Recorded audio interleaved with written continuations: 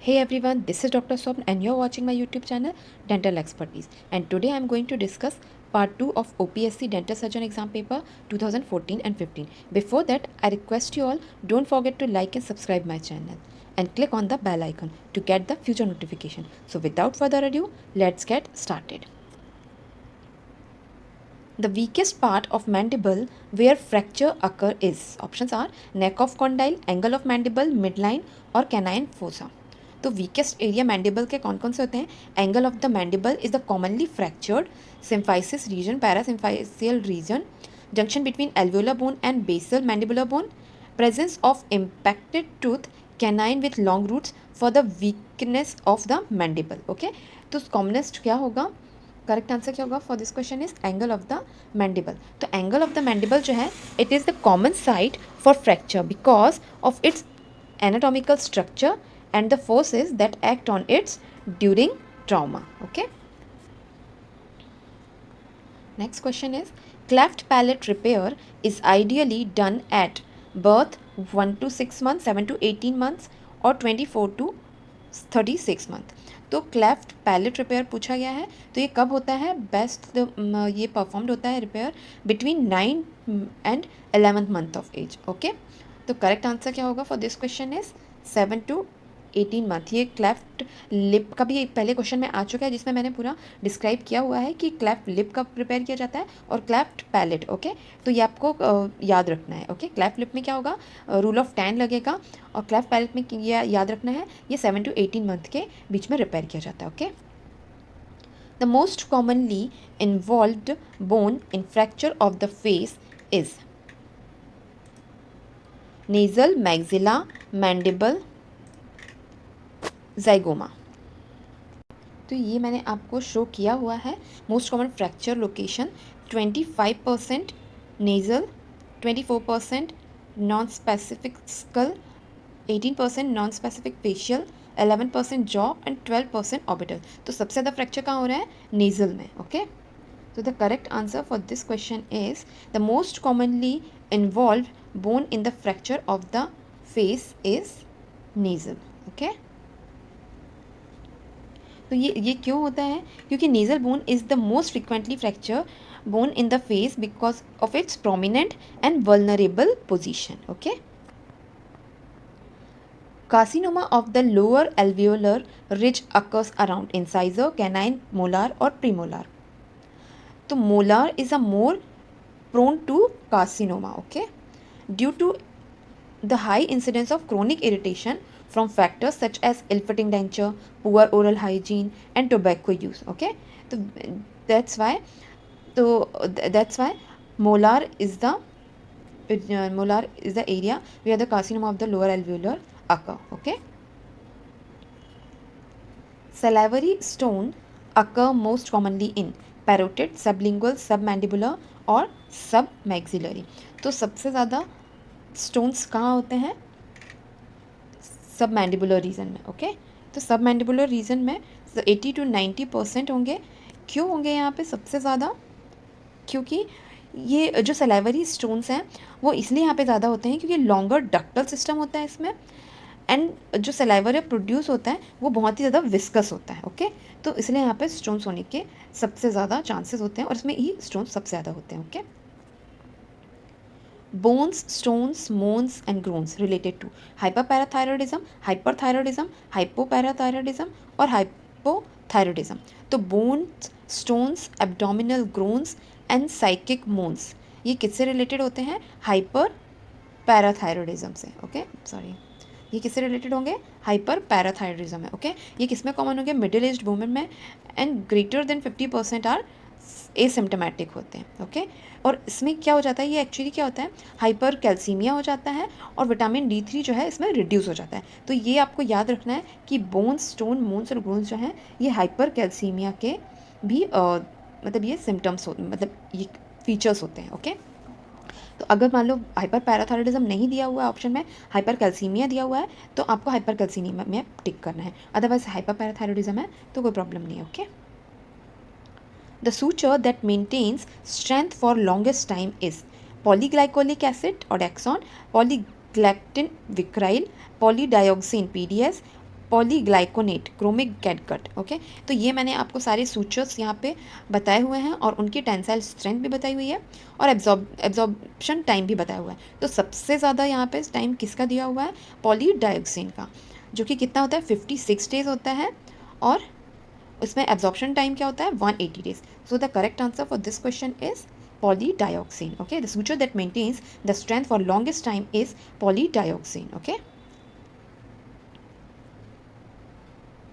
vitamin K is required by liver for the production of active fibrinogen, platelet, globulins और prothrombin. तो vitamin के जो है वो एसेंशियल होता है for the synthesising certain clotting factor in the liver including prothrombin. Okay, तो correct answer क्या होगा इसका?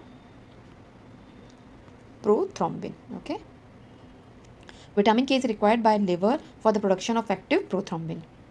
It is necessary for blood clotting. Excitation of baroreceptor in arteries reflexly causes peripheral vasoconstriction, arterial pressure to decrease, increase cardiac output और वॉसोविगल syncope.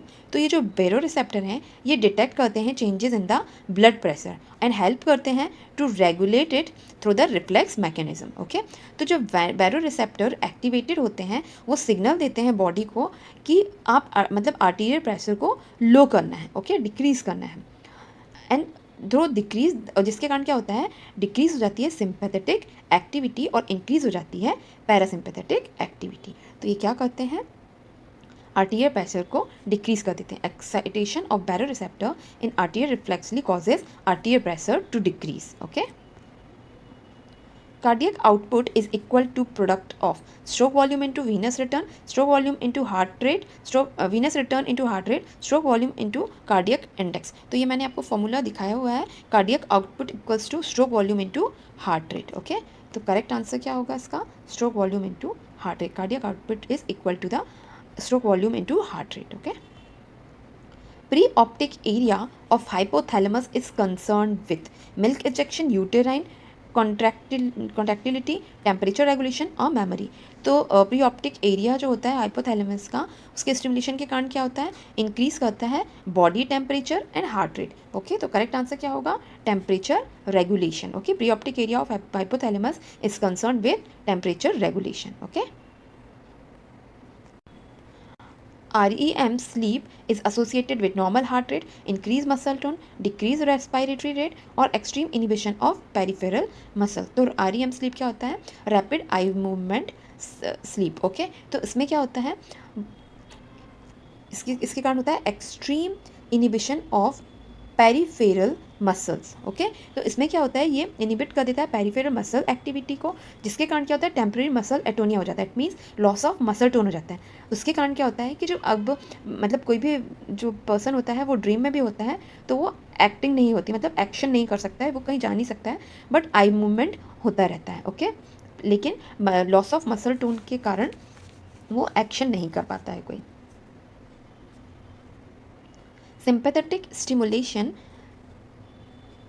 increase gastric motility, causes pupillary dilation, decrease cardiac activity, vasodilation. तो ये मैंने आपको बताए हुए हैं sympathetic nerves की क्या एक्टिविटी होती है, एक्टिव करवाते हैं, और पैरासिम्पैथेटिक के कारण क्या क्या चीज़ें होती हैं. तो जैसे सिंपैथेटिक के कारण क्या होता है? ये डायलेट कराती है पीपल को, जबकि पैरासिम्पैथेटिक कॉन्ट्रैक्ट कराती है. ओके, जैसे इनिबिट करता है ये सलाइवा फ्लो को सिंपैथेटिक नर्व्स, और जो पैरासिम्पैथेटिक करती हैं वो स्टिमुलेट करती हैं. ओके, तो ये आपको सारे वर्क दिए हुए इनके. तो सिंपैथेटिक स्टिमुलेशन के लिए करेक्ट आंसर क्या होगा? ये it causes pupillary dilation. Okay,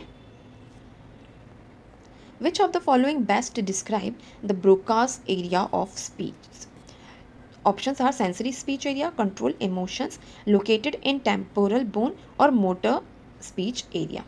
तो जो ब्रोकाज एरिया है वो इन्वॉल्व करता है production and coordination of speech. Okay, and it is responsible for the motor function related to speech. Okay, and it is located in the frontal lobe, typically in the left hemisphere of the brain. Okay, तो correct answer क्या होगा इसका? Motor speech area. Okay, motor speech area best describe the Broca's area of the speech. Okay, ये मैंने आपको show किया हुआ है. इसके फंक्शंस क्या होते हैं? स्पीच प्रोडक्शन होता है, facial neuron control, okay, and language processing, okay. तो ये आपको याद रखना है। करेक्ट आंसर क्या होगा for this question is motor speech area the best describe the Broca's area of speech, okay. Intentional tremor occur in the disease of cerebrum, basal ganglia, cerebellum और spinal cord। तो intentional tremor जो है वो किससे associated होते हैं? With the damage of the cerebellum, okay, जो कि अफेक्ट करता है coordination of voluntary movement. Voluntary movement जो आप कर सकते हो, यानी कि जैसे वॉकिंग हुआ, रनिंग हुआ, जो आप अपनी मर्जी से करते हैं, okay. This type of trimmer is typically observed during purposeful movement, ताकि रीच कर सकें आप फॉर एन ऑब्जेक्ट, ओके। तो करेक्ट आंसर क्या होगा? Cerebellum. Intentional trimmer occur in the disease of cerebellum, okay. Pain sensation travels through the posterior column, lateral spinothalamic tract, corticospinal tract और vestibulospinal tract। तो spinothalamic tract जो है वो दो होते हैं, lateral spinothalamic tract and ventral spinothalamic tract. तो जो लेटरल स्पाइनोथैलेमिक ट्रैक्ट होता है वो कैरी करता है पेन एंड टेम्परेचर, ओके, ये आपको याद रखना है। और वेंट्रल स्पाइनोथैलेमिक ट्रैक्ट क्या करता है? कैरी करता है crude touch and pressure, okay. तो ये आपको याद रखना है। ADH increase the permeability of distal tubule to protein, amino acid, glucose और वाटर। तो जो ADH है वो इंक्रीज करता है water permeability of the distal tubule में, कलेक्टिंग ट्यूब्यूल में एंड कलेक्टिंग डक्ट में, ओके। तो जो ADH होता है वो इन्हेंस करता है वाटर रिजॉर्प्शन को in kidney by making the distal tubule and collecting duct more permeable to water, okay, and concentrate the urine and reduce water loss from the body, okay।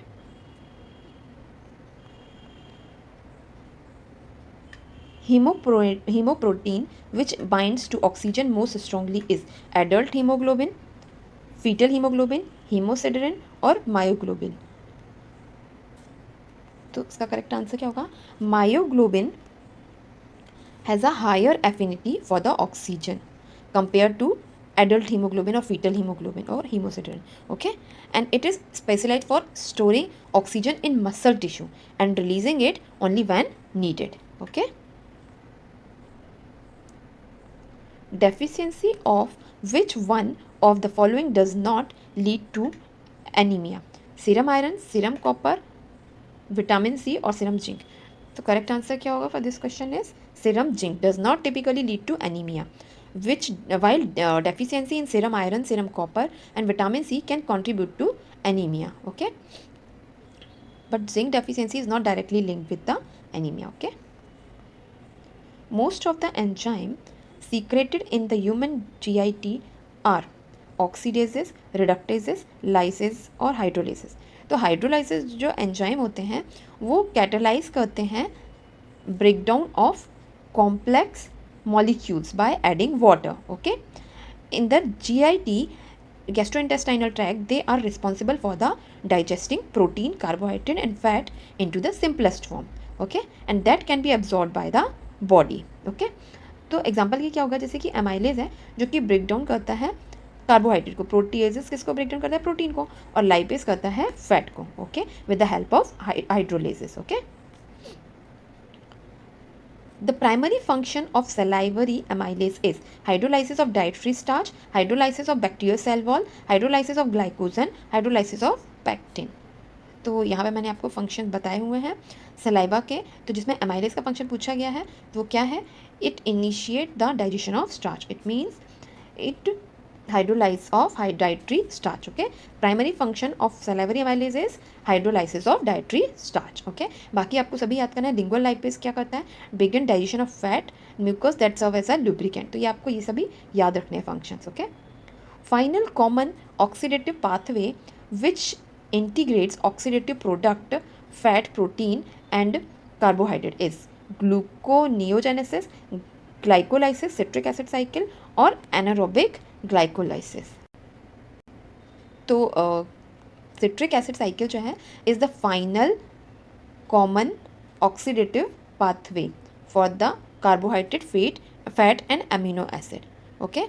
It operates only under aerobic conditions. Okay, तो इसे Krebs cycle भी बोलते हैं citric cycle को, या TCA cycle भी बोलते हैं, ट्राई कार्बोक्सिलिक एसिड साइकिल। ठीक है, तो इन दिस साइकिल में क्या उसको इसमें क्या होता है कि जो एंड प्रोडक्ट है ऑक्सीडेशन क्या करवाता है, oxidation of fat, protein and carbohydrate.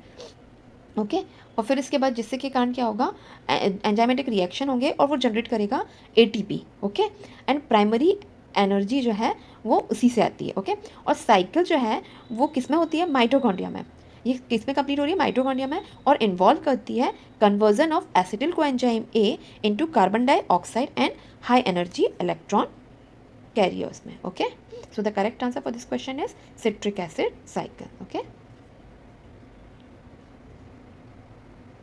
largest amount of energy is produced by which of the following? Oxidation of amino acid, beta oxidation of saturated fatty acid, beta oxidation of unsaturated fatty acid, और anaerobic glycolysis।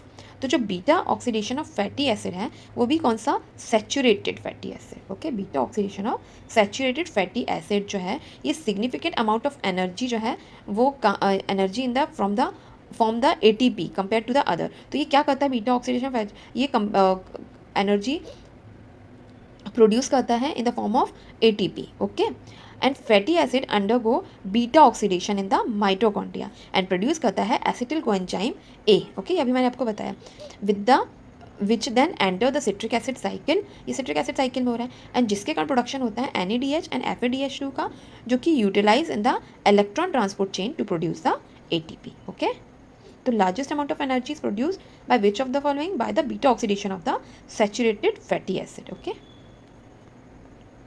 the substance that contributes maximally to the osmolality inside the cell. Correct answer क्या होगा for this question is protein. Protein, particularly intracellular protein, okay, contributes significantly to the osmolality within the cell due to due to their high concentration and the osmotic effect जो उनके पास होता है। Okay, तो ये आपको याद रखना है कि प्रोटीन जो है वो भी कौन सा प्रोटीन, इंट्रासेलुलर प्रोटीन जो है वो सिग्निफिकेंट रोल प्ले करता है determining the osmolality of the cell interior. Okay, और ये ऑस्मोटिक प्रेशर जो होता है किसके कारण होता है, large size and high concentration of the inside of cell. Okay, the unique feature of mitochondria in its actin, myosin, prothrombin और DNA।